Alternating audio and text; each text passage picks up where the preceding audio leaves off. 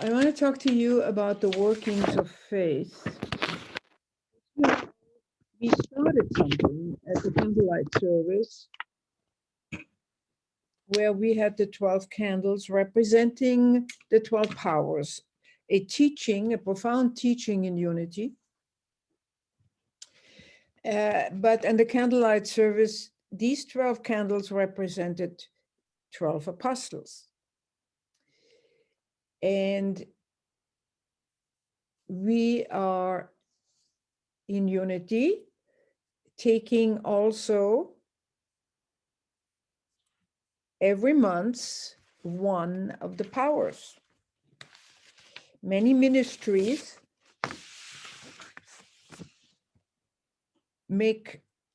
expand this to where there's even a color for that month and an affirmation for that month. What we have done is we have started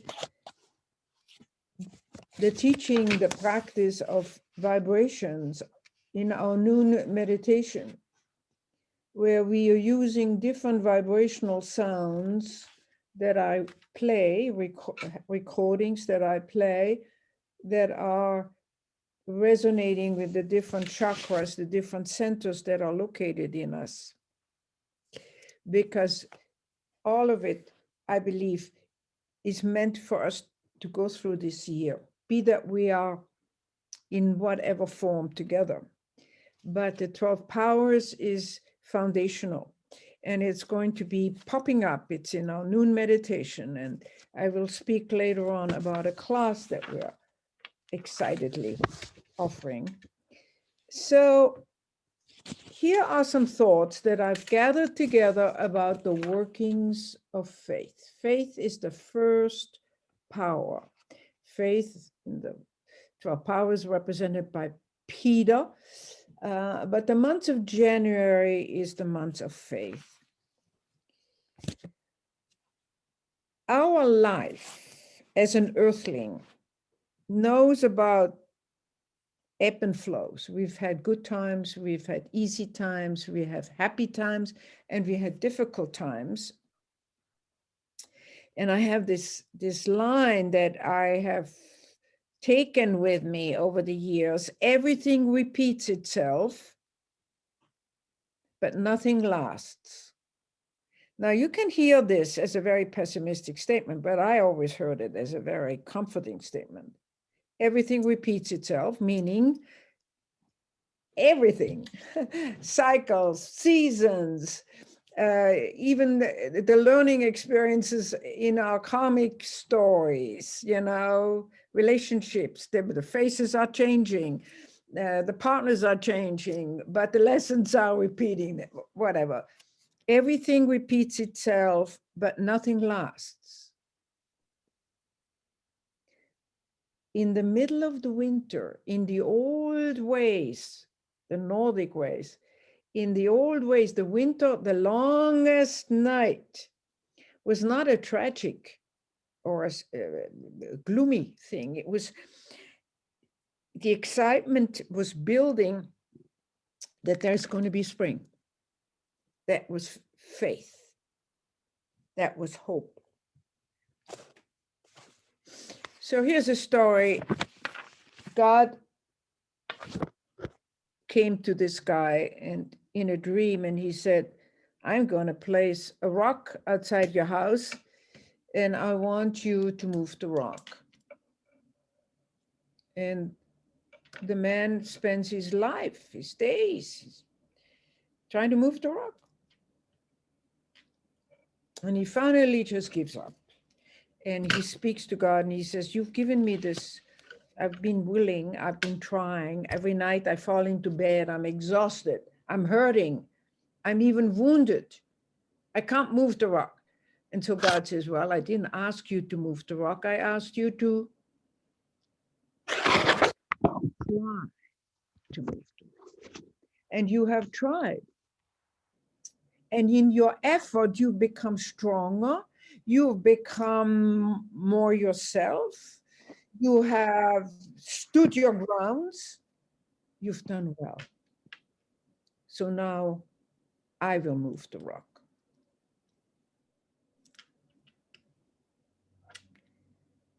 opposition, the ebb and flow, they really are, I never thought of as punishment. I always thought of as opportunity. They got to be turned into a lesson, into a blessing. And opposition is all around us right now. I'm feeling it left and right. Things from the technical challenges to the interpersonal relationships to things that actually fall apart in things that you thought were part of your lifestyle, of your, you know, of what you called yours.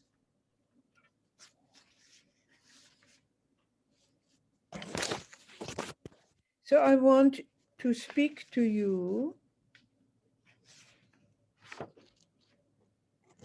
about the three phases about faith.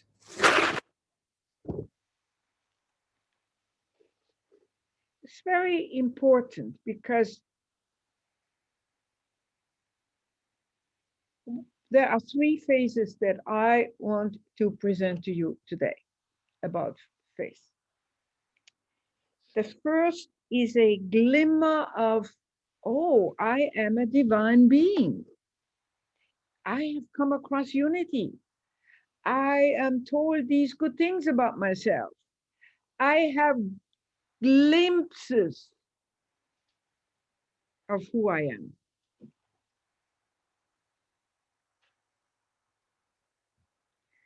And then comes sort of like a digestive phase where I'm running this idea against my life. Where does it fit? Where does it not fit? It's a reflective time. It's even a rejecting of this idea. Well, maybe it fits when I'm in church on Sunday morning. It fits when I'm praying with my fellow meditators. But the rest of the time, there's another reality. And then the third phase is where faith is a call for demonstration, a stepping into action. Now, I have thought that our noon meditation, the way we are coming together on a daily basis, the way we are also tapping into the vibrational teaching of the 12 powers, is a practice of stepping into the larger bubble to strengthen in us something about faith that just ebb and flow. It comes and goes. There are moments I feel the faith, and then there are times when I don't know what to do with faith. You know, we got these stories, and I've always been very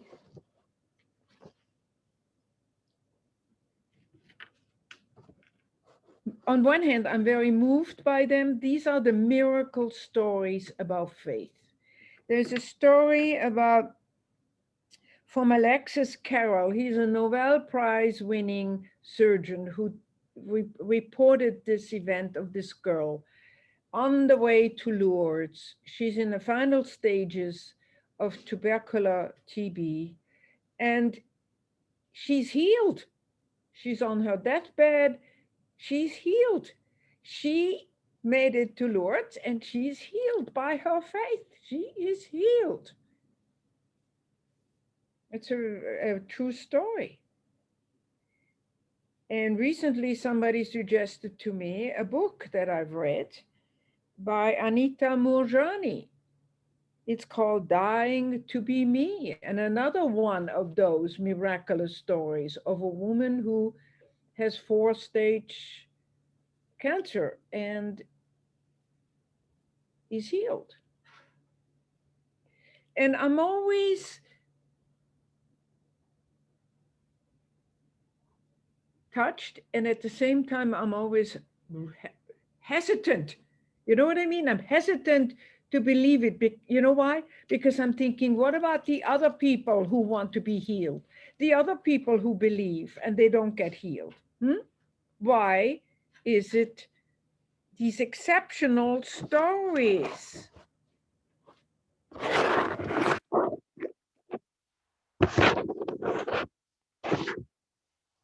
Something that I asked Spirit this morning, I said, how do I overcome my own doubting? I have a mixed relationship with these miracles. I don't know where you are. It has very much to do with faith. And then I came across this. This was my answer this morning.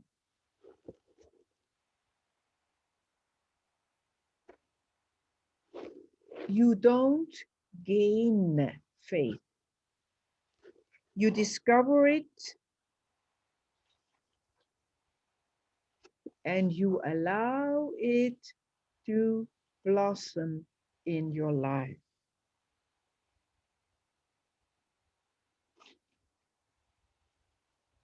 It is part of your spiritual nature.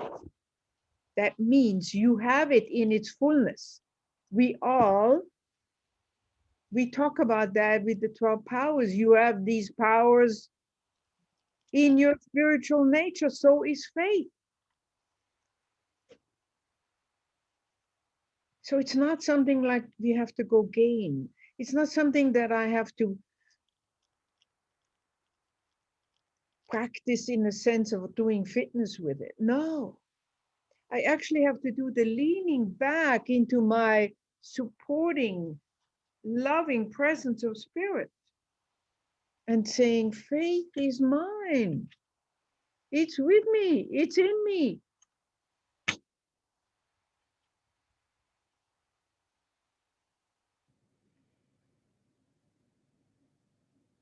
So if it is there in its fullness, if I have it, if it's mine, let's look at what this tricky thing is all about. My spiritual nature has it in its fullness. It's one of my powers. It's mine. But it's mine in my spiritual nature. And the more I realize that, the more I realize how important it is to go there, to be in practice, to be in discipline, to have a discipline. Your human self is ebb and flow. Everything repeats itself.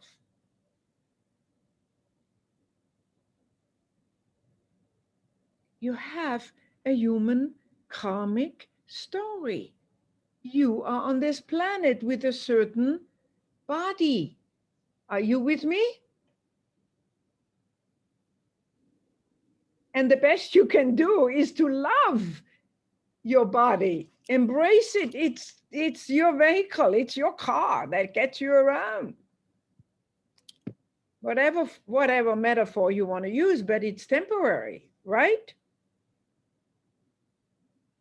And you know how uniquely different each one of us is in our body. Just look at the screen.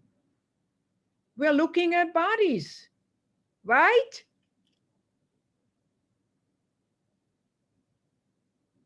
We're looking at personality that is born in this body, with this beginning, with these parents, with this DNA. And then we are divine. Nicole was reading. We are divine. Well, that divinity is right there. I always say it's right outside my skin. It's right surrounding me. I'm in the bubble of my divinity. It's like Kabir, who says the fish who swims and doesn't know he's in the middle of the water. You're surrounded by it. But because of free will, that's the limit. That's the skin around you. You have free will. You can stay inside the body and your personality, or you can start saying, oh, I am much more. I'm a fish in the water. I'm swimming in it. But I got to practice it. This is a skill. This is mastery, to move from one dimension into the other on a regular basis. And what does it look like when I move across? And how do I go across?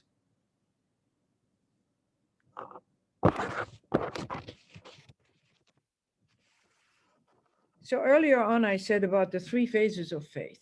The one is this beautiful idea of 12 powers and the beautiful idea that we're spiritual beings.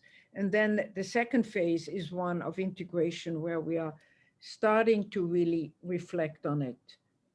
Where am I in my life? Where is faith? Where do I apply it? Where do I believe it? Where I don't believe it? And then I fall out of it. In the beginning, we constantly fall out of this thing about having faith, because faith is about stepping, remember? Stepping into the unknown till the unknown is the bubble around which you have, till that relationship, I call it a conversation, till the relationship and the conversation is becoming as real as a friendship on the phone. I'm in relationship with my divinity. And the border is my free will. The door, the border, what do you want to call it? The fence. You know, the moment of stepping across in the meditation, stepping into the larger you. It's as simple as that. Your discipline is your practice. And in this third step of faith, when we fall out of it, we've had glimpses of who we are, then we have done some reflecting and integrating and applying it here and there, and then we fall out of it. Then something comes in our lives and we don't know what, we don't have faith, we don't know. We apply our intellect. But then we come to a meditation where we step back into a group of people with whom we practice being in the midst, being in the bubble. And slowly that ability in you and in me grows. It becomes a relationship and it becomes a conversation that is real as a friendship.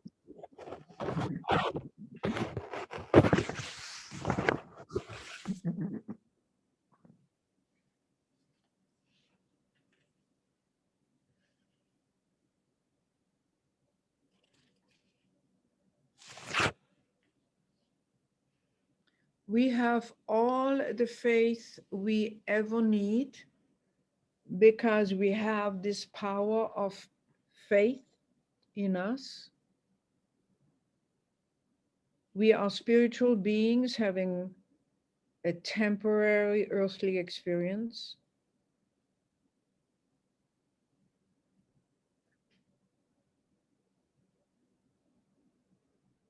We have free will.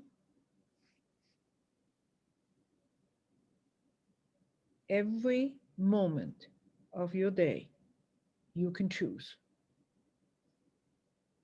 where you would put your thoughts and your feelings and what you're going to do with the challenge that is just around the corner, or the conflict, or the sadness, or the depression.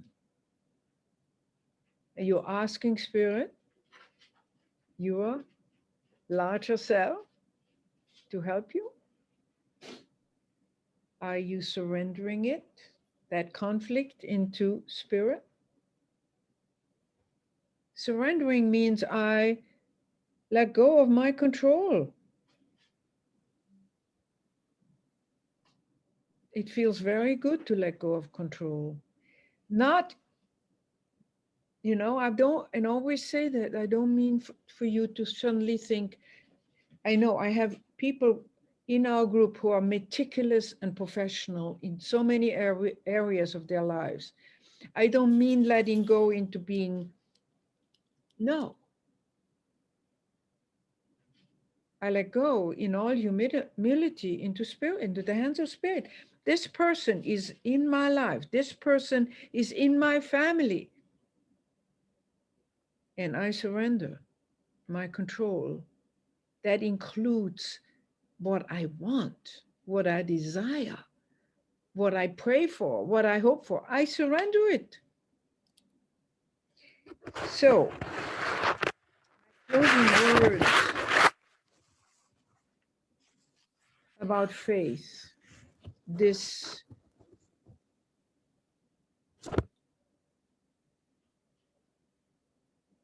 very central teaching of Jesus. He was full of the teaching of faith. And I have one, let me see if I can give it to you right now. It's actually, uh,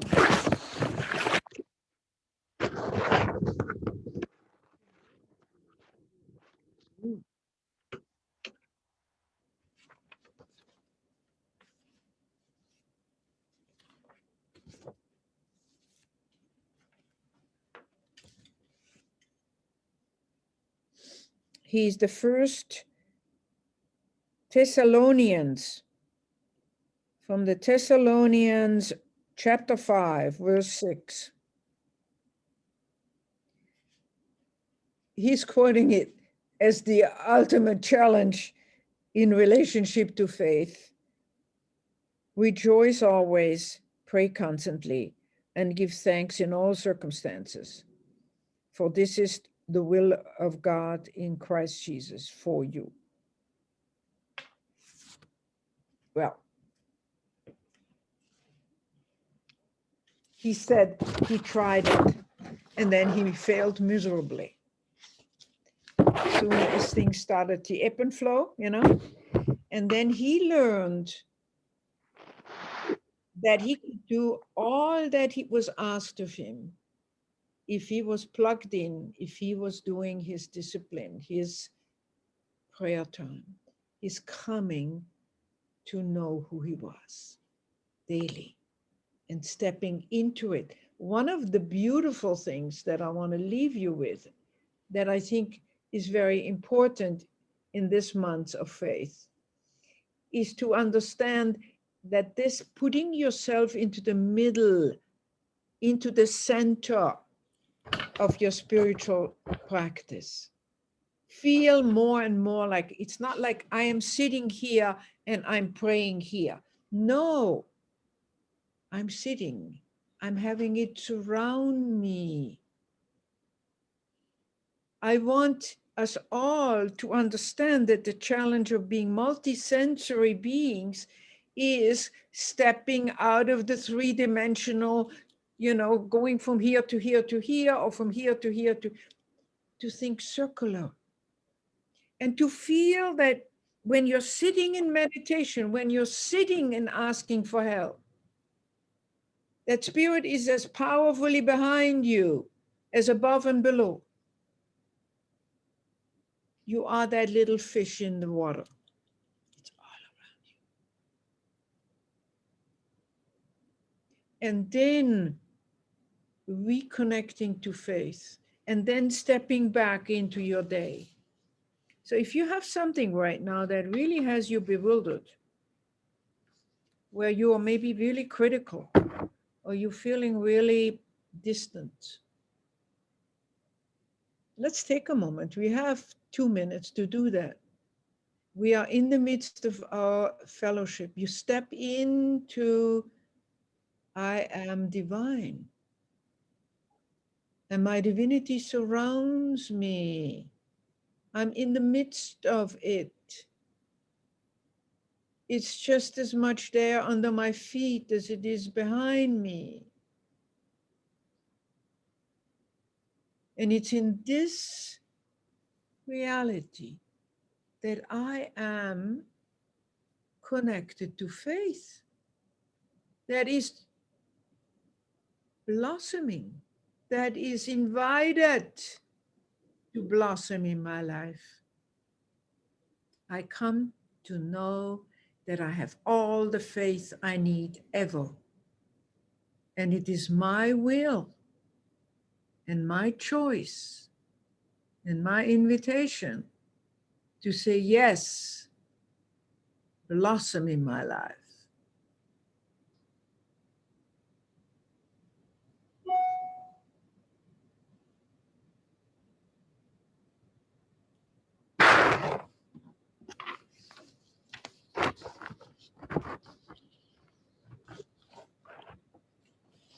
I leave you with a statement from Jim Gator.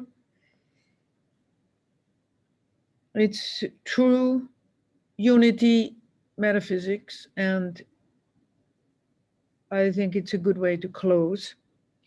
God is omnipresent, meaning everywhere. God's qualities are present for everyone at any time to express. We can choose. We can choose. Remember that. If you remember anything from today, you can choose to concentrate on the presence of God's quality in us, such as love and light and life and intelligence and creativity. What we most concentrate upon, we will most frequently express.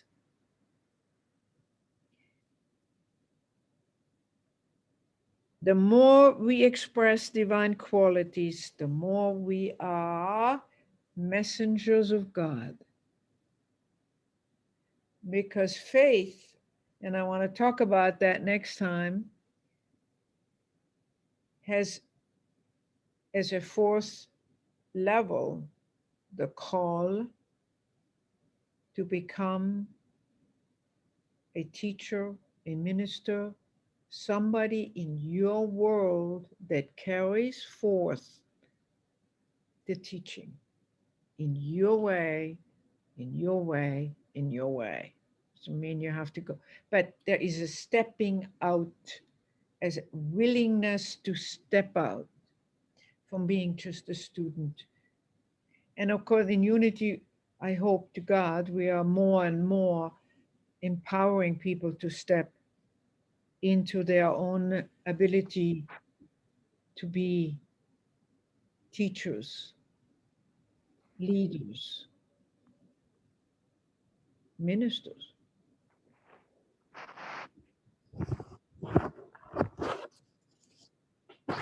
Angels of God in human form. You all are.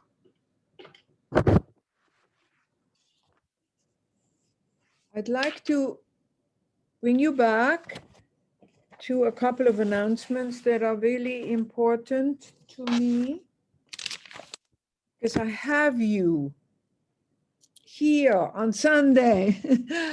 Of course, our noon meditation with the frequency and the vibrational explorations.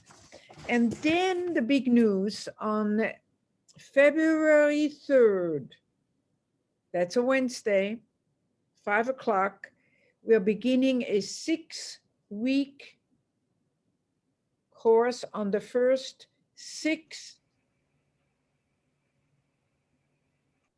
powers of the 12 power system.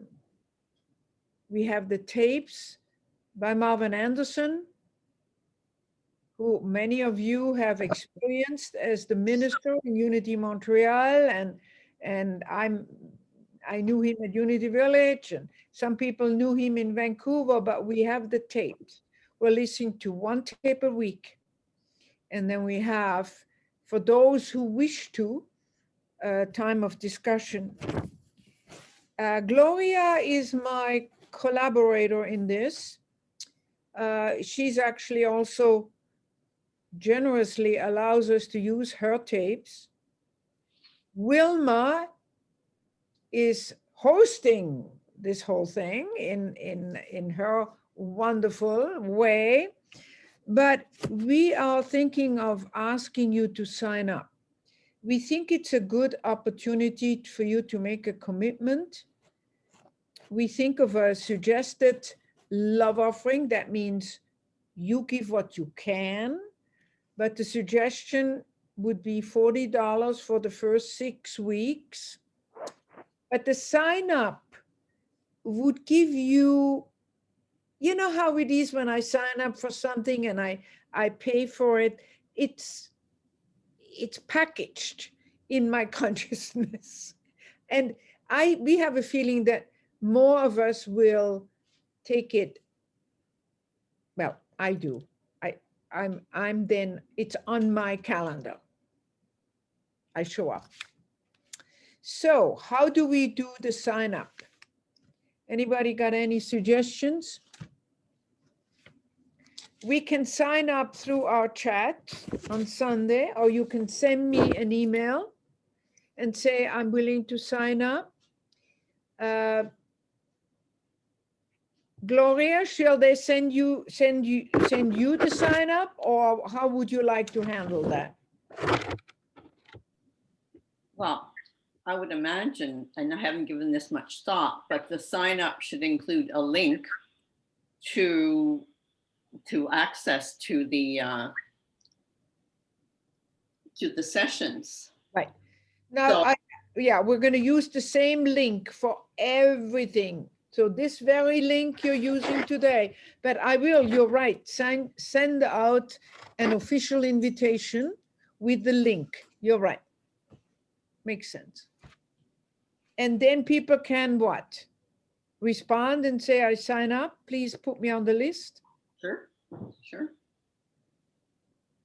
Any other suggestion from any of you lovely people, how to do a sign up in this Zoom world of ours?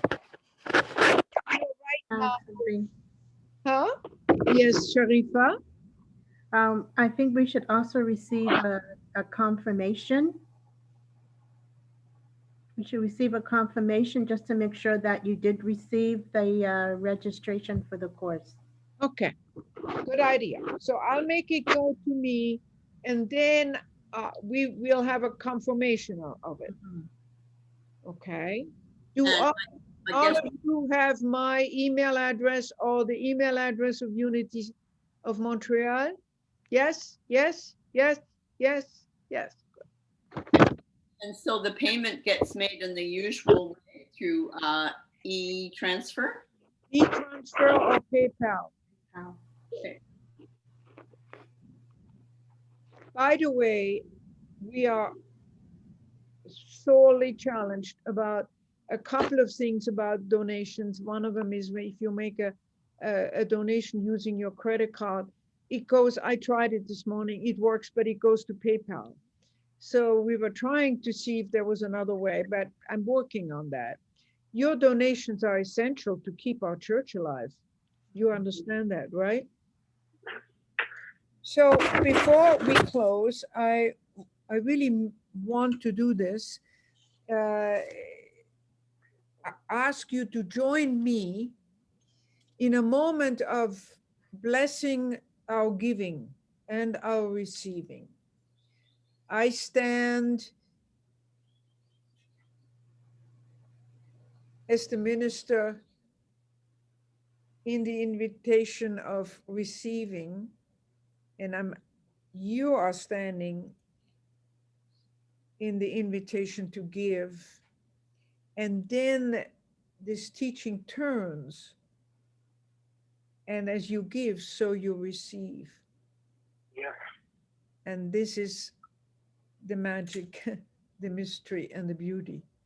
But for a moment, just close your eyes and look and hold and appreciate what you have created in your life.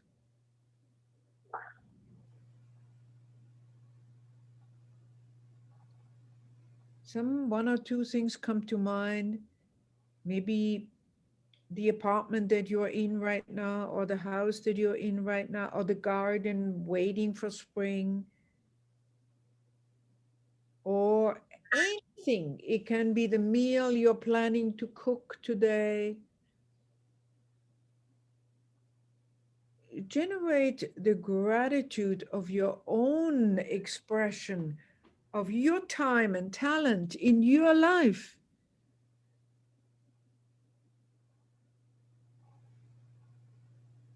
Can you feel a moment of gratitude toward your own creativity, toward your own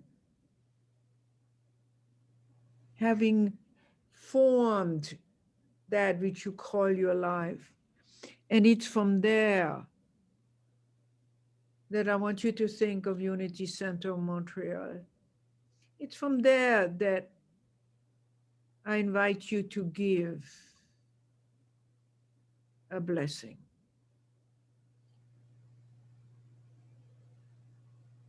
And then we open our eyes, and we have been asked if we would sing the peace song again.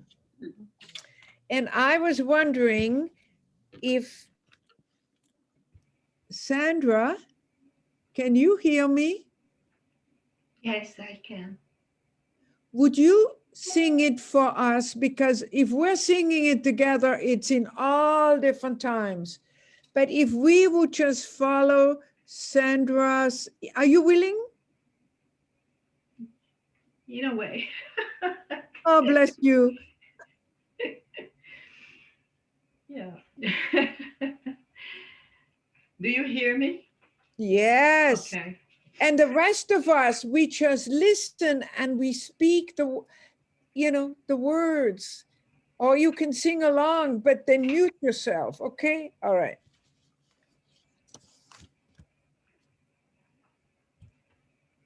Let there be peace on earth, and let it begin with me. Let there be peace on earth, the peace that was meant to be, with God as our Father.